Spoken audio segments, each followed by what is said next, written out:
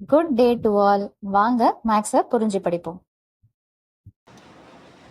NCERT syllabus 9th standard chapter 8 quadrilateralsல exercise 8.1ல 5th sum என்ன கொடுத்திருக்காங்கன்னு பார்த்தீங்கன்னா show that if the diagonals of the quadrilateral are equal.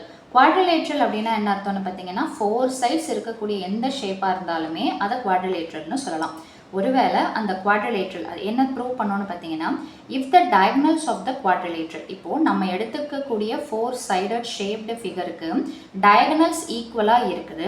அது மட்டும் இல்லாமல் bisect each other at right angles. அந்த diagonals ஒன்றத்தை cut பண்ணும்போது என்ன ஆங்கிளில் கட் பண்ணுதுன்னு பார்த்தீங்கன்னா ரைட் ஆங்கிள்ஸில் கட் பண்ணுதுன்னா நம்ம என்ன சொல்லணும்னு பார்த்தீங்கன்னா அந்த குவாட்ரிலேட்ரல் கண்டிப்பாக என்னவாக தான் இருக்கும்னு பார்த்தீங்கன்னா ஸ்கொயராகத்தான் இருக்கும் அப்படின்னு சொல்லிட்டு சொல்கிறாங்க. ஸோ ஃபஸ்ட் நம்ம என்ன பண்ணலான்னு பார்த்தீங்கன்னா ஒரு குவாட்ரிலேட்ரல் வரைஞ்சிக்கலாம். சென்ஸ் நம்ம ஸ்கொயர் பேஸ்டு ப்ரூவ் பண்ணுன்றதுனால ஸ்கொயர் ஷேப்லேயே கூட நம்ம வரைஞ்சிக்கலாம். ஸோ இப்போ இதில் என்னென்னு பார்த்தீங்கன்னா நீங்கள் நேமிங் எங்கே வேணாலும் கொடுத்துக்கலாம். ஆனால் நீங்கள் நேமிங் எப்படி கொடுக்குறீங்களோ அதுக்கேற்ற மாதிரி உள்ள அந்த வேர்டிங்ஸு அந்த நொட்டேஷன்ஸ் எல்லாமே மாறும். ஸோ அப்போ ஏபிசிடின்றது இருக்குது. ஏசின்றது ஒரு டயகனல், பிடின்றது ஒரு டயகனல். இது ரெண்டுமே ஈக்குவல்னு சொல்லியாச்சு. இது ரெண்டும் பார்த்தீங்கன்னா எந்த பாயிண்ட்டில் இன்டர்செக்ட் ஆகுதுன்னு பார்த்தீங்கன்னா ஓன்ற பாயிண்ட்டில் இன்டர்செக்ட் ஆகுது. அதுவும் என்ன ஆங்கிளில் கட் பண்ணுதுன்னு பார்த்தீங்கன்னா 90 டிகிரி. இந்த கதையை அப்படியே எடுத்து எழுதுனா இதுதான் என்னென்னு பார்த்தீங்கன்னா கிவன். இன்னும் சிம்பிளாக சொல்லணும்னா கிவன்ன்றது என்னென்னு பார்த்தீங்கன்னா கொஸ்டினில் இருக்கிறத கொஞ்சம் மாடிஃபை பண்ணி எடுத்து எழுதணும். என்ன அப்படின்னு பார்த்தீங்கன்னா ஏபிசிடின்றது ஒரு குவாட்னா குவாட்ரிலேட்ரல் நான் ஷார்ட்டாக எடுத்து எழுதிக்கிறேன். நீங்கள் எழுதும்போது ஃபுல்லாக எடுத்து எழுதிக்கணும். So quadrilateral and it's diagonals AC and பிடி. ஏசி இருக்குது, பிடி இருக்குது. எந்த இடத்துல பைசெக்ட் பண்ணுதுன்னு பார்த்தீங்கன்னா ரைட் ஆங்கிளில் ஒன்றுத்துக்கு ஒன்று பைசெக்ட் பண்ணுது.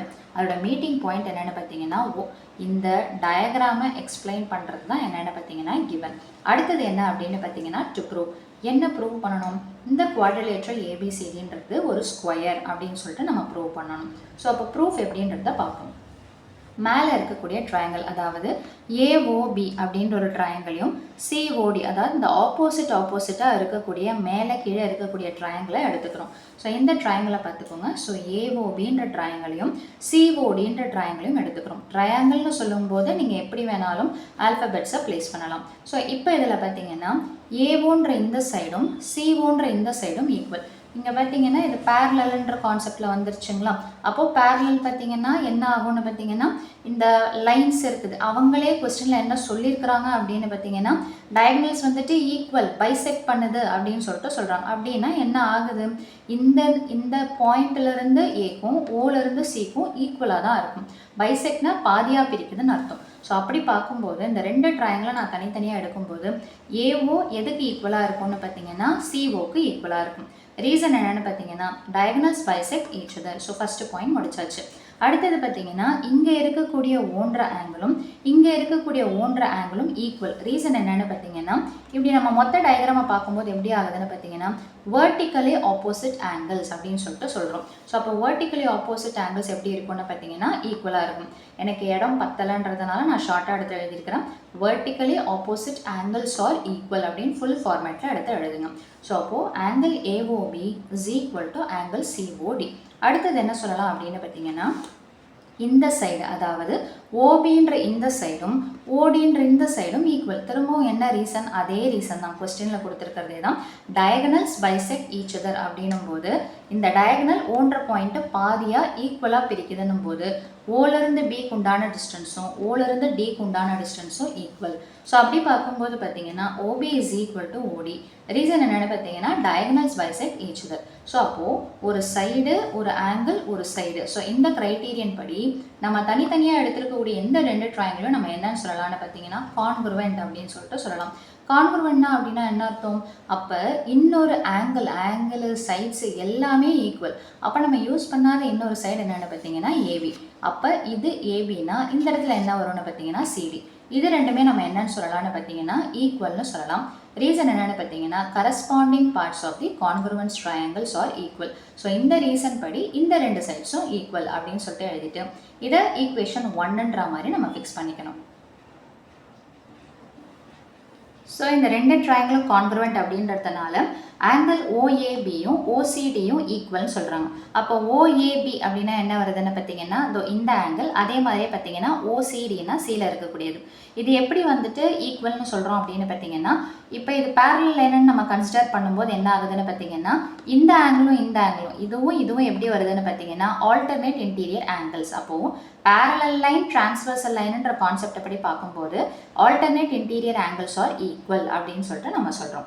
ஸோ இப்போது இது ஈக்குவலாக இருக்கிறதுனால ஆக்சுவலாக இதை நம்ம எதை வச்சு சொல்கிறோம் அப்படின்னு பார்த்தீங்கன்னா, இந்த ரெண்டு ட்ரையாங்கிள் கான்க்ருவன்ஸையும் நம்ம ஃபர்ஸ்ட் ப்ரூஃபில் ப்ரூவ் பண்ணதுனால இந்த மாதிரி சொல்லிட்டு இது எப்போ தான் பாசிபிலிட்டிஸ் அப்படின்னு பார்த்தீங்கன்னா ஏபியும் சிடியும் பேரலாக இருந்தால் மட்டும்தான் பாசிபிள் அப்படின்னு சொல்லிட்டு சொல்லிடுறோம். ஸோ அடுத்தது பார்த்தீங்கன்னா ஃபர்ஸ்ட் என்ன பண்ணோம், மேலே கீழே இருக்கக்கூடிய ட்ரையாங்கிள் எடுத்துகிட்டு நம்ம ப்ரூவ் பண்ணி ஃபர்ஸ்ட் ப்ரூஃப் பார்த்தாச்சு. அடுத்தது பார்த்தீங்கன்னா நவ் இன் ட்ரையாங்கிள் எப்படின்னா அட்ஜசன்ட் சைடுக்கு எடுக்கிறோம். அதாவது ஏஓடின்ற சைடையும் ட்ரையாங்கிளையும் சிஓடின்ற ட்ரையாங்கிள் இந்த பக்கம் ரெண்டத்தையும் எடுத்துக்கிறோம். ஸோ இந்த ரெண்டு ட்ரையாங்கிள் என்ன பண்ணுறோன்னு பார்த்தீங்கன்னா ஏஓவும் சிஓவும் ஈக்குவல். காரணம் என்னது, அதே தான் கொஸ்டினில் கொடுத்துருக்கிறது, டயகனல்ஸ் பைசெக்ட் ஈச் அதர். அதே மாதிரி பார்த்தீங்கன்னா பைசெக்ஷன்ன்றதுனால இதை நம்ம எப்படி எடுத்துக்கலாம்னு பார்த்தீங்கன்னா வெர்டிக்கலி ஆப்போசிட் ஆங்கிள்ஸ் அப்படின்னு சொல்லிட்டு நம்ம எடுத்துக்கலாம். ஸோ அப்படி பார்க்கும்போது ஓல இருக்கக்கூடிய இந்த ஆங்கிள் தட் இஸ் ஏஓடியும் சிஓடியும் எப்படி தான் இருக்கும்னு பார்த்தீங்கன்னா ஈக்குவலாக இருக்கும். அதே மாதிரி என்ன காமனாக இருக்குதுன்னு பார்த்தீங்கன்னா ஓடின்ற சைடு காமனாக இருக்குது.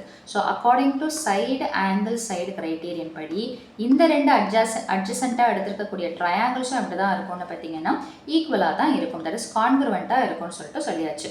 ஸோ இப்போ என்னென்னு பார்த்தீங்கன்னா AD is equal to CD. So அப்போ கான்க்ருவன்சினா என்ன அர்த்தம், அதுக்கு உண்டான corresponding sides as well as corresponding angles ஈக்குவலாக இருக்கும். ஸோ அப்போ இந்த ரெண்டு சைடை நம்ம பேசியாச்சு. அப்போ பேசாத இந்த சைடும் கண்டிப்பாக என்னவாக தான் இருக்கும்னு பார்த்தீங்கன்னா ஈக்குவலாகத்தான் இருக்கும். ஸோ அப்போது thus AD is equal to CD. Reason என்னென்னு பார்த்தீங்கன்னா சிபிசிடி கான்செப்ட் படி இது ரெண்டும் ஈக்குவல். இதை நம்ம ஈக்குவேஷன் 2ன்னு சொல்லிட்டு வச்சுருக்கிறோம்.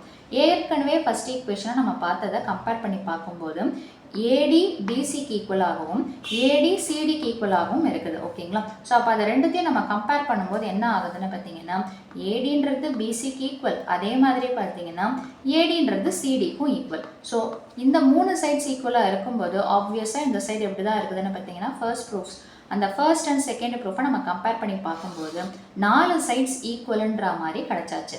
4 சைட்ஸ் ஈக்குவல்னாலே அது என்னவா ஆயிடுச்சுன்னு பார்த்தீங்கன்னா ஸ்கொயரோடைய சைட்ஸ் 4 ஈக்குவல் அப்படின்ற கான்செப்ட் நம்ம ப்ரூவ் பண்ண மாதிரி ஆயிடுச்சு. இப்போ ஆங்கிளை மட்டும் நம்ம ப்ரூவ் பண்ணால் போதும். Also angle ADC is equal to angle BCD. இப்போது நம்ம எல்லா சைட்ஸுமே ஈக்குவல்னு சொல்லிட்டு சொல்லியாச்சு. ஸோ அப்படி பார்க்கும்போது இந்த ஆங்கிளும் எப்படி இருக்குதுன்னு பார்த்தீங்கன்னா ஈக்குவல்னு சொல்கிறோம். ஏன்னா நம்ம இந்த ரெண்டு ட்ரையாங்கிள் எடுத்துகிட்டு கான்க்ருவெண்ட்னு ப்ரூவ் பண்ணியாச்சு, அதே மாதிரி இந்த ரெண்டு ட்ரையாங்கிள் எடுத்துகிட்டு கான்க்ருவென்சின்னு ப்ரூவ் பண்ணியாச்சு. ஸோ இந்த ஆங்கிள்ஸை பேஸ் பண்ணி பார்க்கும்போது ரெண்டுத்தையும் ஆட் பண்ணால் என்ன வரும்னு பார்த்தீங்கன்னா 180 டிகிரி. இன்னொரு ரீசன் என்னென்னா ஒரு குவாட்ரிலேட்ரலில் கோ இன்டீரியர் ஆங்கிள்ஸை நம்ம ஆட் பண்ணும்போது என்ன தான் வரும்னு பார்த்தீங்கன்னா 180 டிகிரி. ஸோ இந்த கான்செப்ட் படி அந்த குவாட்ரிலேட்ரலில் இருக்கக்கூடிய இன்டீரியர் ஆங்கிள்ஸை நம்ம ஆட் பண்ணுறோம். அது என்னன்னு பார்த்தீங்கன்னா 180 டிகிரி. ஸோ இப்போ தான் நம்ம இங்கே சொல்லியிருக்கிறோம் இல்லைங்களா? ஸோ அப்போ என்ன பண்ணலாம், பிசிடியை ரிமூவ் பண்ணிவிட்டு அதுக்கு பதிலாக நம்ம என்ன போடலான்னு பார்த்தீங்கன்னா ஏடிசி. எத்தனை டைம்ஸ் வருதுன்னு பார்த்தீங்கன்னா 2 டைம்ஸ் வருது. ஸோ அப்போ double times of 2ADC is equal to 180 degree. Multiplication to opposite சைடில் போச்சுன்னா டிவிஷன். அப்போ 180 2ஆல் டிவைட் பண்ணிங்கன்னா என்ன வரும்னு பார்த்தீங்கன்னா 90. This is third. ஸோ அப்போ ஃபர்ஸ்ட் செகண்டில் நம்ம என்ன சொல்லிட்டோம், சைட்ஸு ஈக்குவல்னு சொல்லிட்டு சொல்லியாச்சு. தேர்ட் ஈக்குவேஷனை பொறுத்து நம்ம என்ன சொல்லிட்டோம், one of the interior angle 90 டிகிரியாக இருக்கும்போது கண்டிப்பாக மீதி இருக்கிறதும் என்னவாக தான் இருக்கும்னு பார்த்தீங்கன்னா 90 டிகிரியாக தான் இருக்கும். ஸோ தட்ஸ் ஃப்ரம் 1 2 1 3 இந்த கொடுத்துருக்கிற குவாட்ரிலேட்ரல் கண்டிப்பாக என்னவாக தான் இருக்கும்னு பார்த்தீங்கன்னா ஏபிசிடியாக தான் இருக்கும். ஏபிசிடின்றது என்னவாக தான் இருக்கும்னு பார்த்தீங்கன்னா ஸ்கொயராகத்தான் இருக்கும். இந்த மாதிரி நீங்கள் தியரம்ஸ் பார்க்கும்போது பெருசாக இருக்குதுன்ற மாதிரி பார்க்க வேண்டாம். எப்போவுமே நீங்கள் வீடியோஸ் பார்த்து பண்ணும்போது நான் ஏற்கனவே சொன்ன மாதிரி பார்ட் பை பார்ட்டாக புரிஞ்சிக்கிட்டு அதை பாஸ் பண்ணிவிட்டு நீங்கள் ஒர்க் அவுட் பண்ணும்போது உங்களுக்கு அந்த கிளாரிட்டி கிடைக்கும். மொத்தமாக பார்க்கும்போது ஒரு விதமான கன்ஃபியூஷனோ இல்லை ஒரு விதமான ரொம்ப ஜாஸ்தியாக ஹெவியாக இருக்குதுன்ற மாதிரி ஃபீலிங் வரும். ஸோ அதான் அவாய்ட் பண்ணுறதுக்கு கொஞ்சம் கொஞ்சமாக பார்ட் பை பார்ட்டாக எடுத்துக்கும். ஸோ ஃபர்ஸ்ட் பார்ட் ஒரு ப்ரூஃப், அதை நம்ம ஃபஸ்ட்டு கிளியராக புரிஞ்சுக்கணும். அடுத்தது செகண்ட் ப்ரூஃபை புரிஞ்சுக்கணும். அடுத்தது தேர்ட் ப்ரூஃப். அந்த மாதிரி நீங்கள் புரிஞ்சுக்கிட்டிங்கன்னா ஈஸியாக புரியும். ஸோ மீண்டும் அடுத்த பதிவில் வேறொரு சம்மோடு சந்திக்கிறேன். வீடியோ பயனுள்ளதாக இருந்ததுன்னா மறக்காமல் லைக் பண்ணுங்கள், ஷேர் பண்ணுங்கள், சப்ஸ்கிரைப் பண்ணுங்கள். தேங்க்யூ.